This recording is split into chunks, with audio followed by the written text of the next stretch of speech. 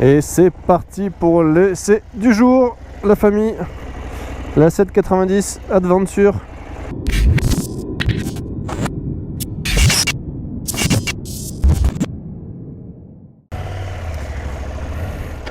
Oh, ça fait tout bizarre. Hop. Ça fait tout chelou.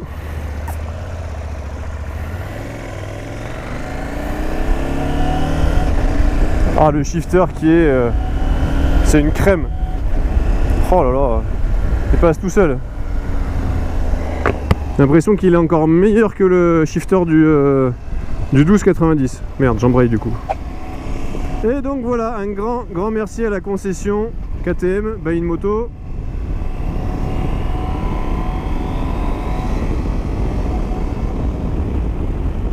Pour l'essai du jour. Donc le 790. Mais franchement, 790 Adventure. J'aime beaucoup la position. Encore une fois, moi je suis sur le ressenti, hein, je vais pas aller vous faire des cascades ou des je sais pas quoi là. Je vous parle vraiment de ressenti. La première impression, j'ai fait voilà 300 mètres, hein, 500 mètres. Position vraiment hyper confortable. Et le fait d'avoir cette bulle là, finalement on prend pas parce qu'on a la position en fait comme un supermoto, hein, clairement. Mais le fait d'avoir effectivement cette bulle, cette grande bulle, soulage complètement les épaules. Et ça, c'est vraiment sympa. Ce compteur est ultra lisible. Franchement, c'est sympa. Là, bon, la route, elle est défoncée. Ça passe crème. Monsieur, bonjour. Et l'impression, alors, c'est sans doute mon gros cul qui fait ça. L'impression que... Ah ouais, elle est ultra... Ah, j'adore. Elle est très saine. En fait, c'est ça qui... Elle est super agréable. Elle fait... elle paraît en tout cas très légère, etc. Je vous donnerai toutes les specs en parallèle, hein, dans la vidéo. Elle paraît donc très légère et ainsi de suite.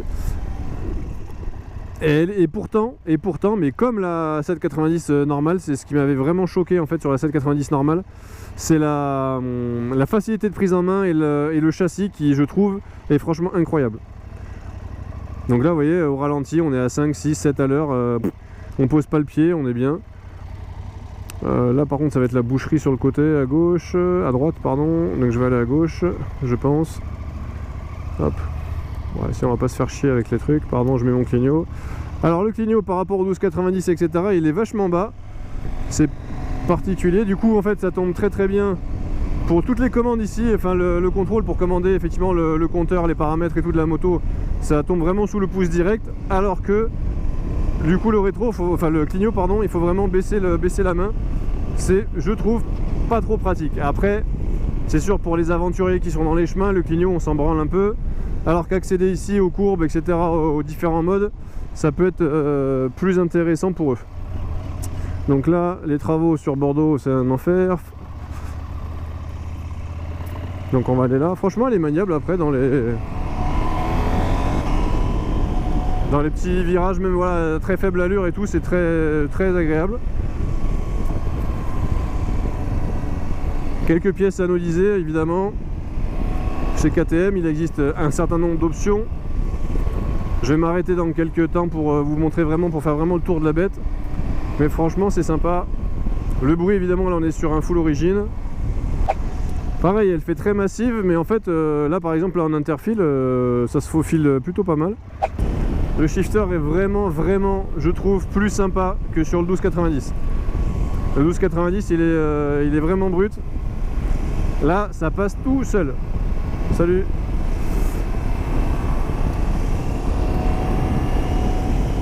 Bon, au final, il y a plein de monde, donc on va pas pouvoir prendre de vitesse.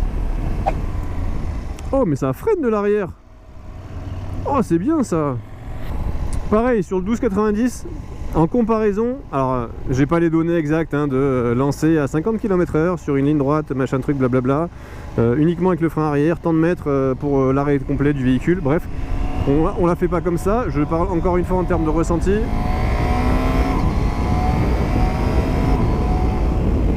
Mais c'est pas mal du tout en termes de ressenti. Et elle freine vraiment pas mal. Bon, je vais quand même me mettre les rétros à peu près pour moi parce que sinon ça va être un enfer. Je suis quand même plus grand que la moyenne. Voilà.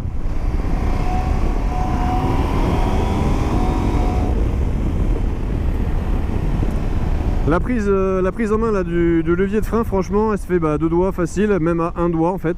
Donc très souple. Petit Audi RS3. Voilà, j'aurais le 1290, je jouerais un peu, mais... Et il aurait perdu. Mais bon. Donc je disais, ouais, feeling du frein avant qui est très très bon.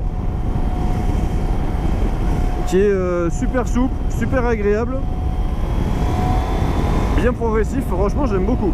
Après il faudrait voir en termes d'endurance, hein, sur du freinage répété, etc. Mais là franchement dans les conditions d'utilisation route normale, j'ai envie de dire, on ne peut plus normal, c'est franchement très sympa.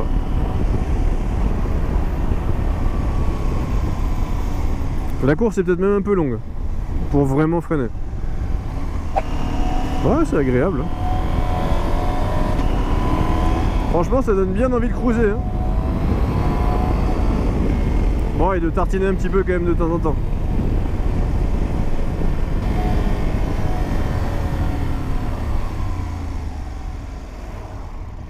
Je vais essayer de trouver un coin un peu tranquille.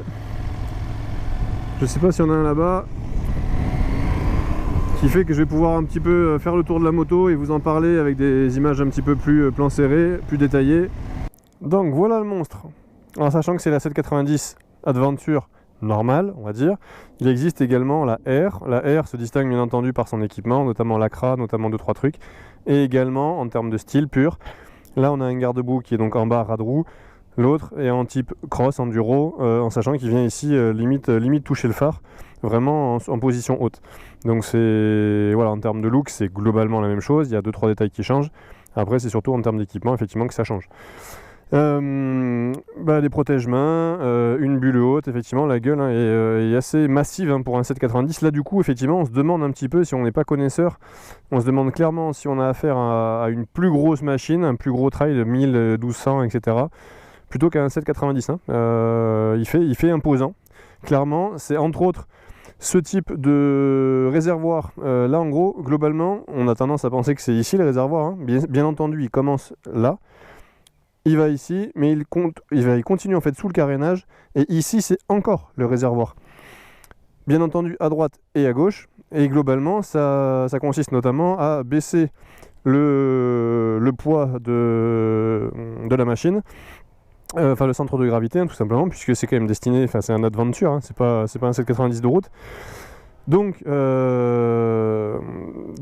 chemins, du franchissement gentiment, hein, mais voilà, de la balade, chemin de terre, etc. Rando et ainsi de suite. Et globalement, je l'ai vu là, notamment tout à l'heure en ville, j'étais un petit peu coincé avec des voitures et tout. Et au ralenti, même à 2 à l'heure, il n'y a aucune sensation de déséquilibre qui apparaît. Elle est super bien équilibrée et c'est très très agréable, vraiment. Après, bien entendu, il existe tout le pack derrière, hein, des valises, des sacoches et ainsi de suite, qui, voilà, au catalogue Power Parts et autres. Bien entendu, il existe plusieurs packs. Le pack pour le shifter, qui n'est pas d'origine. Le pack pour le régulateur de vitesse également. En fait, c'est des choses indépendantes, on peut le rajouter si on a envie. Maintenant, le régulateur de vitesse, quand on va faire de la rando ou autre, on s'en fiche un petit peu, mais pour ceux qui ont un usage vraiment routier de la moto, c'est franchement un petit plus, clairement. Et il existe le pack rallye qui est vraiment là destiné effectivement à aller plus loin dans le mode rando hors des sentiers battus, on va dire. Donc voilà. Après, il est équipé en WP, hein, comme d'habitude. Et quand on remonte dessus, c'est étonnant. En fait, je vous avais dit, je ne sais pas si vous vous souvenez, je vous avais dit dans l'essai que j'avais fait du 790 de route, donc enfin de route, ça aussi c'est de route, mais voilà, le 790 de base. J'avais le sentiment vraiment de m'asseoir sur un 125. Au départ, en vrai, je rappelle, hein, je suis grand, 1m88, je fais 105 kg, enfin bref, ça on s'en fout, mais voilà, je suis imposant quand même. Et la première fois où je me suis assis sur le 790, j'avais vraiment l'impression d'être sur un vélo, enfin sur un truc tout petit en fait, limite sur un 125, clairement. Alors qu'on en était loin, effectivement, en termes de moteur. Mais là, pas du tout. J'ai absolument pas cette impression. Bien qu'elle soit relativement basse, encore une fois, moi je suis grand, donc je touche parfaitement des deux côtés hein, sans aucun problème avec mon gros cul. Mais elle fait massive, elle fait moto quoi. Enfin, je veux dire, franchement, vraiment très très bonne surprise. Vraiment très très bonne surprise en termes d'agrément de conduite et de confort. Je suis surpris. Après la selle, ouais, elle est un peu ferme, mais bah, comme d'habitude, hein, il existe les selles confort et ainsi de suite. Donc voilà, j'y pense parce que je le vois, le petit amortisseur de direction, hein, ça mange pas de pain et toutes n'en sont pas équipées, donc c'est bien que ça y soit. Également, ici, le petit allume-cigare pour tout ce qui serait GPS, frigo, glacière électrique, etc. pour partir en voyage et se garder les bières. Bon, je rigole bien entendu, l'abus d'alcool est dangereux pour la santé. Bref. Et donc ce compteur-là qui est franchement pas bien aussi puisqu'il est ultra complet. Il y a tous les trips, il y a tout. Voyage 1, voyage 2, donc les consos, la vitesse moyenne, le temps moyen, l'autonomie, il y a vraiment tout. Donc après il y a l'heure, si c'est connecté en Bluetooth ou pas, la température, les différents modes, le rapport engagé qui est en haut ici, les tours, le plein, la température, la vitesse, franchement, c'est on ne peut plus complet, donc c'est vraiment sympa. Et après, bah, évidemment, il y a encore plusieurs choses. Hein. On peut aller dans les modes de conduite, street, rain, off-road, donc voilà, qui gèrent toutes les courbes et ainsi de suite. Le traction control, l'ABS, on peut également jouer avec. Les options, bah, on peut paramétrer ça aussi, les affichages, les changements de vitesse, l'heure, ainsi de suite, la configuration du feu diurne ou pas. Enfin bref, voilà, toutes les fonctions qu'on peut avoir sur un compteur aujourd'hui. Et franchement, c'est très agréable. Et il est grand, lisible, franchement top. Je ne sais pas, et j'ai pas posé la question avant de partir, si, oui ou non, il y aura une visière noire, une visière ici noire.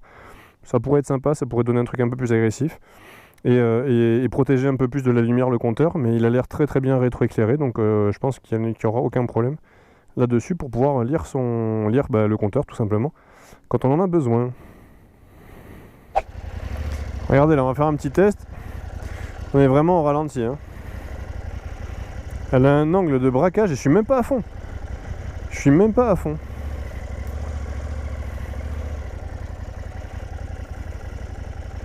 Et j'arrive. Je ne vais même pas en buter. Un truc de ouf. Enfin bref, elle est vraiment ultra saine. Voilà, même à ultra faible vitesse. Franchement, il n'y a même pas un moment où tu te dis vas-y, tu mets le pied par terre. À aucun moment. Vraiment surprenant. Franchement, très agréable. Gros point positif. Et ben franchement, je suis bien emmerdé parce qu'en fait, c'est rare, hein, franchement. Je m'attendais pas à ça. Et en fait, j'ai même pas envie de vous faire l'article de la chose. Il faut juste que vous veniez l'essayer, les gars. Franchement, c'est une petite bombe. Elle est agile, elle est maniable. Enfin oui, donc agile et maniable, ça se rejoint quand même pas mal. Agréable, hyper équilibré, ultra saine, avec le shifter, etc. Super bien équipé. La position est top. Enfin, franchement, c'est rare que je dise ça d'une moto. Pourtant, la cylindrée est effectivement bien moindre que le 1290. Je retrouve pas les sensations que j'ai avec et tout. Bon, bah, t'as qu'à pas répondre. C'est vrai que c'était pas assez visible. Bon, bref. Et franchement, malgré voilà, le manque de puissance, malgré la gueule, parce que le trail à la base c'est pas ma cam, etc. Mais franchement, ça en fait une moto ultra sympa. Et en plus de ça, elle est ultra polyvalente, puisque bah, pour faire de la route, aucun problème. Pour faire du trail, aucun problème. Bah, franchement, voilà, venez l'essayer. C'est con, hein, enfin, ça fait vraiment vendeur, machin truc, du ouais super, il nous en a pas parlé beaucoup et il nous dit d'aller l'essayer. Mais en fait, bah ouais, c'est un peu la première fois que je ressens ça pour une bécane en fait. C'est surprenant. Et donc je comprends. Hop, merci. Et je comprends clairement mon pote Coco Riding qui tripe avec son Africa Twin. Bon, c'est pas pour faire de la pub pour Honda alors que je suis sur un essai KTM. Mais je comprends en fait l'attrait du trail moderne Les anciens, ça devait être un peu relou, mais les modernes, ils sont tellement agréables là pour faire de la route, etc. Après, ça envoie quand même parce que c'est quand même le moteur du 790. Donc très agréable, ça monte dans les tours, ça fait 95 chevaux. Les deux versions d'ailleurs, hein, la R comme la normale, sont accessibles en A2. Et ça, c'est franchement extraordinaire pour une première moto, avoir une moto comme ça. Vous pouvez faire le tour du monde, les gars. Franchement, c'est top. Et quand je vois dans les commentaires de la préparation là, pour ma FAQ que certains me parlent de fiabilité, etc. de la marque, mais ouais, ben, j'ai envie de dire, elle est très bien. Regardez le palmarès de KTM en enduro, en trail, en cross. Bah, voilà, si c'était pas des bonnes machines et pas des bons moteurs et des bons châssis, les gars, ils en seraient pas à je sais pas combien de Dakar, à je sais pas combien d'enduropales. Enfin voilà, donc alors qu'on peut pas dire trop la même chose de Ducati. Bon allez, c'était le petit clash pour la blague, pour le fun. Mais bref, voilà, pour revenir vraiment à la machine, ben, je la trouve vraiment ultra agréable. C'est confort, pas fatigante. Et ça, c'est important parce que le 1290, mine de rien, il l'est. Parce que bon, en plus, il est violent. Donc voilà, c'est les bras, les jambes, le travail. Enfin voilà, il y a beaucoup de choses qui travaillent sur le 1290 en fait, hein, en plus de la machine. Et là, franchement, on a l'impression qu'on peut se balader, mais sans forcer, en étant limite comme dans son canapé. Et franchement, c'est ultra sympa. Alors le shifter, petit truc, je me suis loupé une ou deux fois. Il faut vraiment, en fait, je vais vous montrer, pas simplement avoir le pied sur le support, enfin sur le cale-pied. Attends, je vais dire bonjour, salut. Pas simplement avoir le pied sur le cale-pied et relever ou descendre, mais l'orienter un peu vers l'intérieur pour choper le shifter. Il est assez rentré en fait. Le levier est assez rentré. Donc tu peux de temps en temps le louper, mais une fois que tu as le coup, franchement, ça passe crème. Et c'est vraiment, ouais, elle est stable, elle est sur un rail en fait. Je la trouve extrêmement saine en fait. C'est vraiment agréable. Il n'y a pas d'à-coup, il n'y a pas... Oh là, c'est top. Donc je reviens à KTM, Bain, Moto et Zine. N'hésitez pas à venir ici, essayer, acheter, faites-vous plaisir. C'est franchement top. Merci encore à eux pour l'essai, pour la disponibilité, c'est top. Et franchement, vraiment belle surprise pour ce... Je vais y arriver avec mon casque. Vraiment belle surprise pour ce 790. J'avais été étonné par le 790 de normal. Par le gabarit qui pour moi est trop petit, mais par contre avec une partie cycle incroyable et un moteur génial.